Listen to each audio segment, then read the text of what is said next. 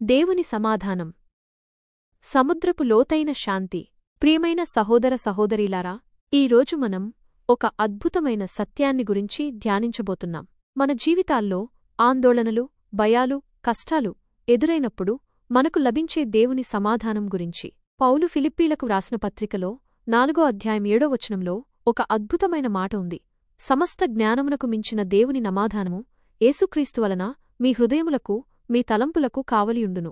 సముద్రపు లోతుల్లో శాంతి. ఈ వాక్యాన్ని అర్థం చేసుకోవడానికి సముద్రాన్ని ఒక ఉదాహరణగా తీసుకుందాం. మీరు ఎప్పుడైనా సముద్రాన్ని గమనించారా? ఉపరితలమంతా తుఫానులతో, కెరటాలతో అల్లకల్లోలమైపోతూ ఉంటుంది. భీకరమైన గాలులు వీస్తుంటే అలలు ఆకాశమంత ఎత్తుకులేస్తాయి. పడవలు తూలిపోతుంటాయి. తీరప్రాంతాల్లో నివసించేవారు భయంతో వణికిపోతారు. పైకి చూస్తే సముద్రం ప్రశాంతంగా ఉన్నట్టు ఎప్పుడూ కనిపించదు. కాని మీరు ఎప్పుడైనా ఆలోచించారా? ఈ పెనుతుఫానులకు, కెరటాల ఘోషకు దూరాన సముద్రం లోపలి పొరలు ఎలా ఉంటాయి? సముద్రపు లోతుల్ని తవ్విచూస్తే కొన్ని వేల సంవత్సరాల నుండి అక్కడ పేరుకున్న జంతువుల, మొక్కల అవశేషాలు ఏ కదలిక లేకుండా నిశ్చలంగా ఉన్నాయని అర్థమవుతుంది. సముద్రపు పైభాగాన ఎంతటి తుఫాను చెలరేగినా లోతుల్లో మాత్రం నిత్య ప్రశాంతత, నిశ్చలత్వం తాండవిస్తుంది. అక్కడ తుఫాను ఘోష వినబడదు. వెండి చిరుగంటలు మ్రోగుతుంటాయే తప్ప తుఫాను ఎంత భీకరమైనా ఆ లోతుల్లో నెలకొన్న సబ్బాతు ప్రశాంతతను ఏమాత్రం కదిలించలేదు. దేవుని శాంతి లోతైన, చెక్కుచెదరని సముద్రపు ఈ లోపలి పొరలాటిదే దేవుని శాంతి.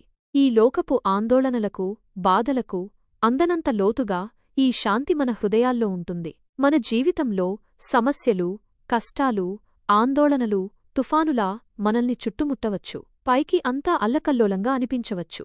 ఆర్థిక సమస్యలు, ఆరోగ్య సమస్యలు, కుటుంబ కలహాలు, ఉద్యోగంలో ఒత్తిడి ఇవన్నీ సముద్రపు పైభాగాన రేగే పెను తుఫానులు లాంటివి. కాని ఈ తుఫానుల మధ్య కూడా దేవుని శాంతి మన హృదయాల్లో ఒక లోతైన పొరలా చెక్కుచెదరకుండా ఉంటుంది.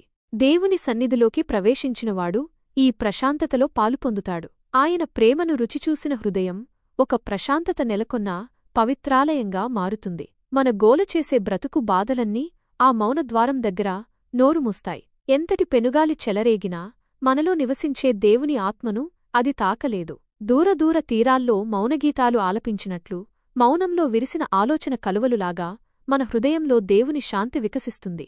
ఈ శాంతిని ఎలా అనుభవించాలి? మరి మనం ఈ దేవుని శాంతిని ఎలా అనుభవించగలం? యేసుక్రీస్తుతో సహవాసం. దేవుని సమాధానం యేసుక్రీస్తు వలననే కలుగుతుంది. ఆయనతో మనం కలిగి ఉండే లోతైన సంబంధం, ఆయనపై మనకున్న విశ్వాసం,